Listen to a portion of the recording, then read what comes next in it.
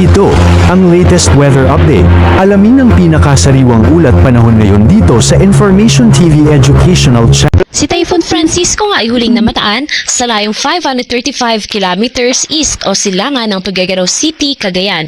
Sa kasalukuyan, bahagya pa ngang lumakas yung hangin na taglay nito at umabot na hanggang 175 kilometers per hour malapit sa sentro at pagbugso ng maabot hanggang 215 kilometers per hour.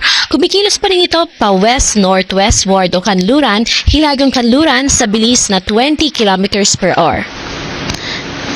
Sa kasalukuyan nga, direkta na naapektuhan or sa susunod na 24 oras, madaaring direkta na apektuhan nitong si Bagyong Francisco ang Batanes at Babuyan Island na kung saan maaari na ngayon magdulot na mga pagulan na may kasamang malalakas sa mga paghangin.